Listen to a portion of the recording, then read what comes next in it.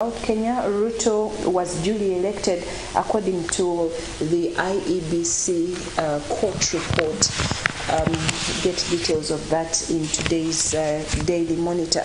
And in the New Vision, 8,000 parishes get parish development model cash, 208 billion shillings released for poverty eradication program, which is the parish development model. They bring you some of the officials as they are trying to distribute the money to the beneficiaries. And also UNRA to build 22 new roads and 6 bridges. It's all in today's New Vision. Senior Formox, and they bring you chemistry, math solutions and more in the New Vision. Over 1,000 chair workers face deportation here in Uganda. And also still in the New Vision, encroachers have been evicted. Police and the UPDF officers were interrogating suspected wetland encroachers at Busega, Kampala suburb yesterday. Security operatives have embarked on enforcing an order to evict encroachers from the wetland. The National Environment Management Authority NEMA Executive Director Dr. Barirega Akankwasa said the eviction was meant to restore the ecosystem of the area and control flooding. That is what is happening around us. I hope you are getting a clue. And then on Transport ex-Uganda Airlines boss squeezed over losses. Now, because of time, allow me to take you straight into today's international news update. UN Security General Antonio Guterres has called for an immediate cessation of hostilities as fighting resumed in Ethiopia's civil war in the north of the country after 5 full-month lull. The conflict, which began in 2020 in Tigray, has led to the deaths of tens of thousands of civilians and left millions in need of food aid.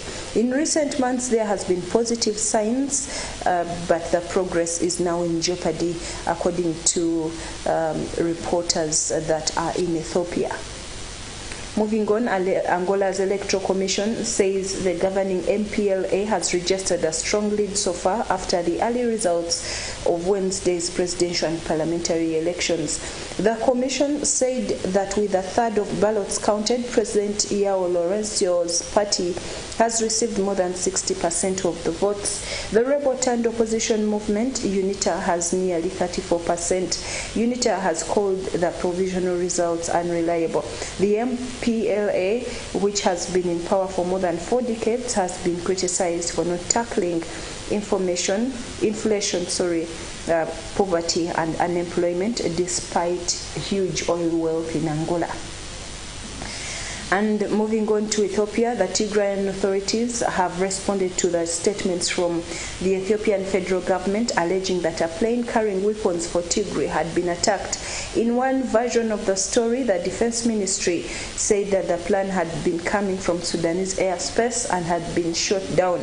In response, Getachew Reda, the advisor to the Tigrayan leader, describes the federal government as crowns. He said they are making up stories about planes carrying weapons to Tigray, and one of them being shot down by the Air Force, and he added that it's a blatant lie. Moving on to the United States, the president of the U.S., Joe Biden, will cancel up to $10,000 in federal student loans for millions of Americans who earn less than $125,000 each year. Mr. Biden will also forgive $20,000 of debt for students on Pell Grants, which applies to those in greatest financial need. An estimated 43 million Americans owe a combined total of $1.6 trillion in federal students' debt. Nearly 1/5 owe less than $10,000. The temporary student loan pause, first put in place in March 2020, will also be extended a final time until 31st December of this year. And to France, the French President Emmanuel Macron has arrived in Algeria.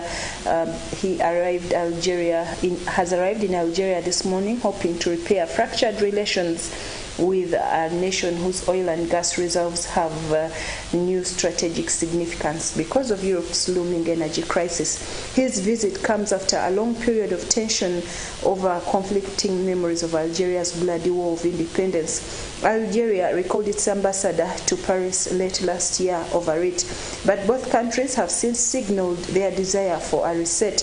According to the Elysee Palace, President Macron has made the choice to orientate this visit towards the future and lay down a basis for a relaunching of the relationship. He is traveling with a 90-person delegation of ministers, business leaders, and sports personalities.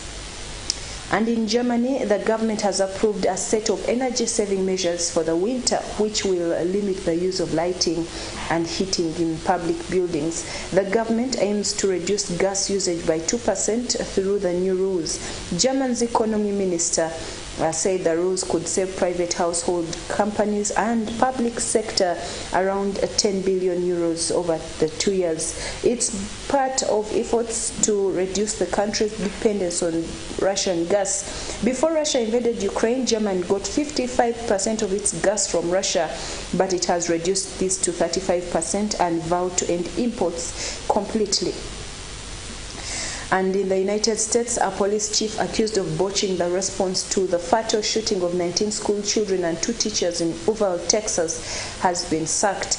The local school board voted unanimously to fire Pete Arredondo, who had been on leave since June. His lawyers said in a written statement that he had been unaware anyone was inside the classroom with the shooter. The firing came 3 months to the day since the attack and 2 weeks before the new school term begins. The attack at Robb Elementary School on the 24th of May was the deadliest U.S. school shooting in nearly a decade. Many parents and relatives have expressed deep anger at the police response, and there has been growing pressure from law enforcement to be held accountable. And about the Ukraine-Russia war, a Russian rocket strike on a Ukrainian train station has killed 22 people, according to Ukraine, and on the day marking 6 months since Moscow's invasion began. It says 5 of the victims of the attack in the eastern town of Chaplin burnt to death in a vehicle. An 11-year-old boy was also killed. President Volodymyr Zelensky announced the strike in the middle of a UN Security Council meeting. He said about 50 people were injured. Russia has so far made no comment. It has repeatedly denied targeting civilian infrastructure.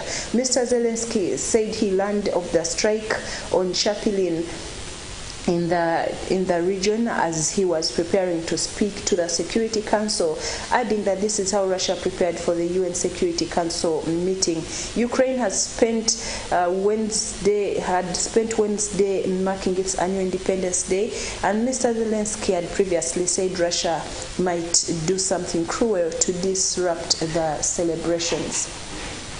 Well, that brings us to the end of this hour's news update. We'll return at 12:45 with fresh news updates. I remind you of the Karamoja cry. Please join us as we deliver food relief to the people of Karamoja who are dying of starvation.